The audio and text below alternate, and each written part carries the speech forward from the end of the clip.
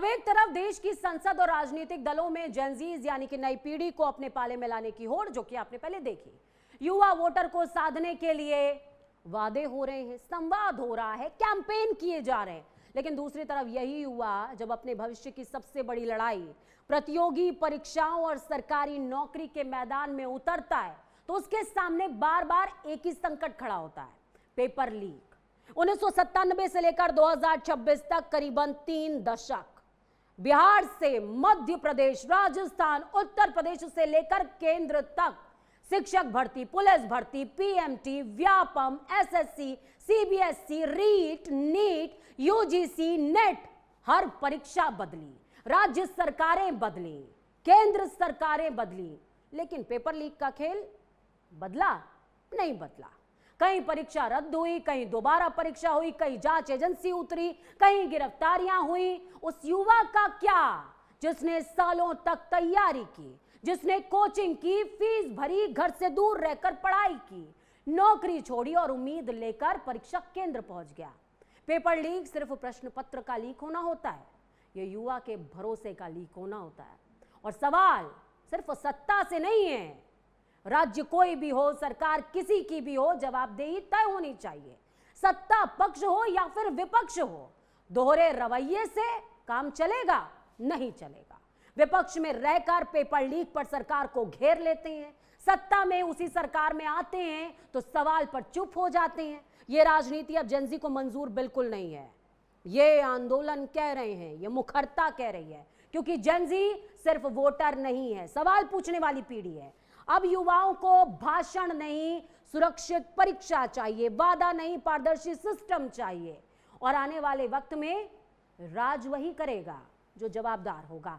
कुछ तस्वीरें, कुछ ग्राफिक्स आपको ये बताने के लिए, समझाने के लिए कि देश में असल में 3 दशकों के अंदर हुआ क्या है, किस तरीके के हालात बने हैं, किस तरीके की तस्वीरें देखने को मिली हैं, ये तमाम जानकारी आपके साथ साझा करेंगे। ग्राफिक्स डालिए पहले स्क्रीन पर। उसके अलावा देखिए, अब देखिए ये तस्वीरें देखिए, आपको ये समझ में आएगा कि 1997 से लेकर 2026 भारत का हम यहां पर जिक्र कर रहे हैं।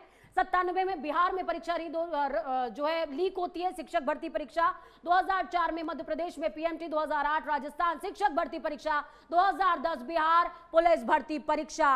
अब राज्य और सरकारों का आकलन आप खुद बैठकर गूगल करते रहिए। 2011 मध्य प्रदेश पीएमटी व्यापम घोटाला, 2012 उत्तर प्रदेश पुलिस भर्ती परीक्षा, 2013 केंद्र रेलवे भर्ती परीक्षा, 2014 में इसी तरीके से लीक, 2015 मध्य प्रदेश व्यापम भर्ती परीक्षाएं दोबारा लीक होती हैं, 2016 केंद्र में SSC, CGL, 17 Uttar Pradesh PCS भर्ती परीक्षाओं में अनियमितता, 2018 केंद्र की सीबीएसई परीक्षा और 12वीं की जो सीबीएसई की परीक्षा थी उसमें घपला घोटाला, 2018 बिहार में पुलिस सिपाही भर्ती, 2019 बिहार बीएसएससी परीक्षा, 2020 राजस्थान रीट भर्ती परीक्षा, 2021 राजस्थान रीट परीक्षा। ये आंकड़ा यूं ही नहीं कह रहे हैं पूरा देश लीक हो रहा है, बच्चे परेशान हैं। 2022 राजस्थान शिक्षक भर्ती लेवल 2, 2022 उत्तर प्रदेश पुलिस भर्ती परीक्षा, 2023 राजस्थान आरपीएससी की परीक्षा वरिष्ठ शिक्षक भर्ती लीक हो गया, 23 बिहार में शिक्षक भर्ती लीक हो गया। इसी तरीके से 2024 केंद्र में नीट यूजी की परीक्षा लीक हो जाती है, 24 में केंद्र में यूजीसी नेट की परीक्षा लीक हो जाती है, 24 में Uttar Pradesh police constable RO ARO की परीक्षा लीक हो जाती है, 26 में उत्तराखंड यूटीयू, यहां पर नकल विरोधी कानून है, यूटीयू सेमेस्टर की परीक्षा लीक हो जाती है। ये लगातार लीक हो रहा है। क्या लीक हो रहा है? विश्वास, बच्चों का भविष्य।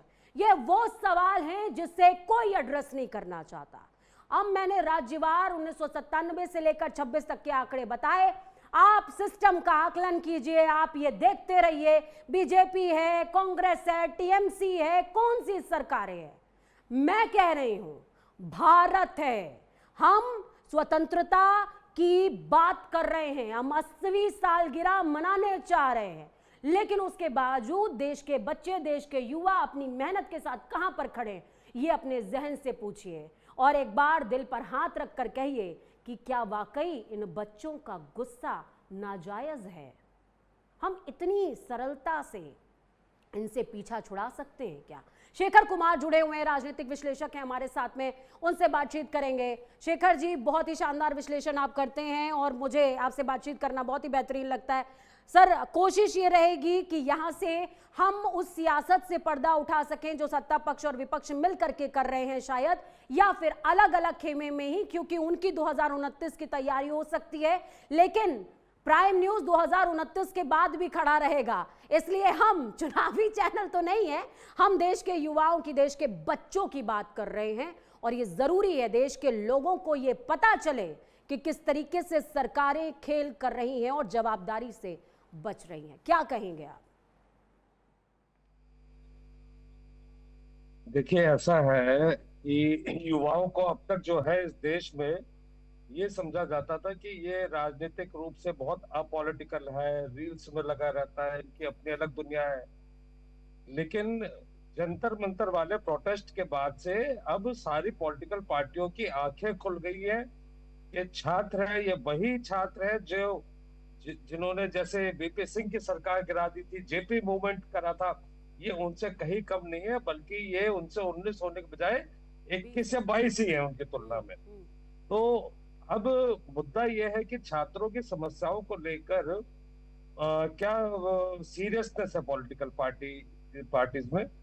जंतर मंतर के आंदोलन में जिस तरीके से इन्होंने लाइटली लिया शुरू के दिनों में, आपको याद होगा कि 20 तारीख तक कोई संवाद नहीं था और उस टाइम थोड़े से छात्र इकट्ठा हो रहे थे। फिर जब सोनम वांगचुक जी को वहां से जबरदस्ती उठाया तो छात्रों की भीड़ अचानक बढ़ने लगी। उसके बाद 20 तारीख को जो चीजें हुई, सरकार जो है छात्रों की इस ताकत को समझ ही नहीं पाई, और जब वो समझ नहीं पाई तो उस भीड़ में कुछ लोग जिनका वीडियोस वायरल हो रहे हैं, जो क्लेम कर रहे हैं कि हाँ, शादी वर्दी में हम लोग गए थे वहां पे और पुलिस के साथ हमने डंडे बजाए थे, उनमें कुछ हिंदूवादी जो सो कॉल्ड अभिषेक ठाकुर, सत्यम पंडित और इस तरीके के लोगों के वीडियोस लगातार आ रहे हैं। और उसके सहारे जब वहां पे पैलेट गन चली और किसी डीसीपी ने किसी को थप्पड़ मार दिया, किसी एसएचओ ने किसी महिला के प्राइवेट पार्ट में वो डंडा डाला और डंडा उनके महिलाओं के सर पे पड़ने लगे, आज तक किसी पुलिस वाले पे कोई कार्रवाई नहीं की। उनमें से बहुत सारे नाबालिग छात्र थे और उन नाबालिग छात्रों के मामले में तो पॉक्सो लगनी चाहिए थी, वो कुछ नहीं।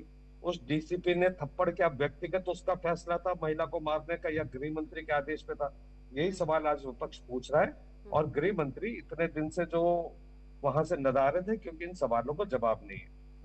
यही सीख लेते हुए झारखंड में सरकार ने वहां कम से कम वार्ता तो शुरू करी, वो शुरू से ही इन छात्रों से वार्ता में आ गई।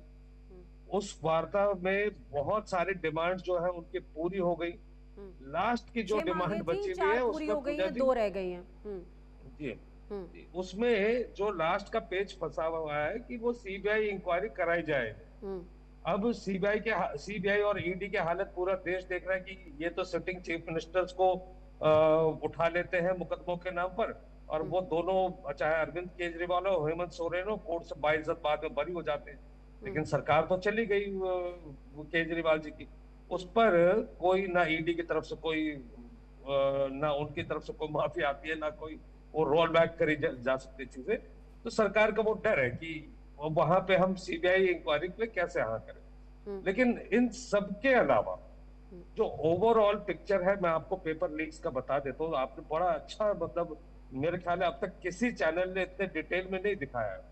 टोटल मोटा मोटे लगभग 45-47 मामले हुए हैं पेपर लीक के, जिनमें से 23 जो है भाजपा शासित राज्यों में हुए हैं, 15 जो है वो कांग्रेस शासित राज्यों में हुए और 8 अन्य राज्यों में हुए। आपको जान के हैरानी होगी, इनमें सिर्फ 2 मुकदमों सजाएं हुई है। ये सेगमेंट भी हम चला चुके हैं पूरा सर, कि 2 मामलों में जो है कार्रवाई हुई और दोनों में से एक मामले में बाइज्जत बरी भी कर दिया गया, उसको मतलब दोष मुक्त कर दिया गया।